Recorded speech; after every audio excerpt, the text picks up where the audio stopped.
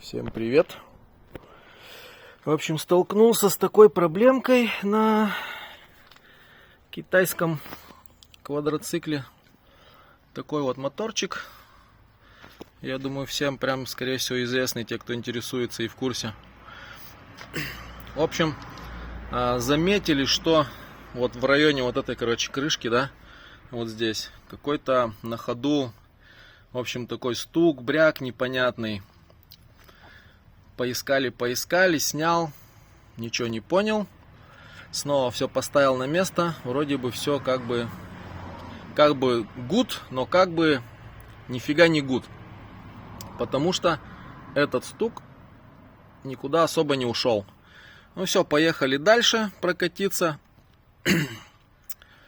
Едем, а стук все как бы сильнее и сильней. В общем, смысл такой. Что как бы повторно, короче, я это дело разобрал. Че уже, как бы опыт есть, как говорится. Один раз, когда что-то ты разобрал, второй раз ты уже можешь разбирать прям на изи, как супер-пупер мега механик. В общем, разобрал. В общем, ребят, смысл тут простой. Вот этот вот шток, он, получается, у нас тут вот такой идет подшипничек и втулка медная. Вот, так эту втулку, короче, просто разбила, потому что на оборотах вот это дело, оно имеет такой, как бы, ну, ход, что ли, или как-то сказать, да, ход.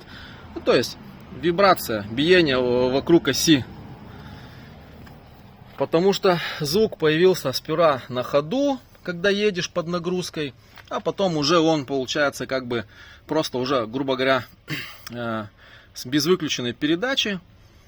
Просто, получается, газку даешь, вроде все нормально, и потом, когда газ сбрасывается, видимо, на каком-то этапе начинается вот эта вибрация, хождения вала, и все, и ты получаешь вот это дело. А как я до этого допер? Ну, наверное, все просто. Штангенциркулем замерил. Вот это дело у нас получается 10 миллиметров в диаметре. Ну и взял, допустим, вот головку. Ну сколько? Головку на 7. Вот эту часть замерил. Она 11 миллиметров. Подходим вот сюда. И оно там просто великолепно. Ну просто вот. То есть болтается капитально-прикапитально. Делаем простой вывод. Я, конечно, не мечу на место самого главного меха на нашей страны, но я не врубаюсь, нафига делать втулку из мягкой меди, которую раздолбила,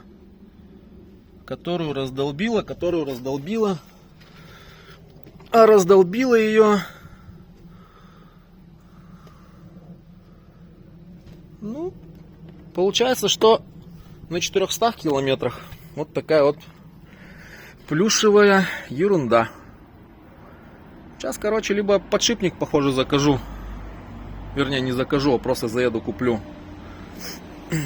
Чтобы внутренний диаметр, скорее всего, был, наверное, миллиметр. Вернее, 10 миллиметров. Вот, ну а наружный, соответственно, померяем, оставим как есть. Вот как-то так, похоже.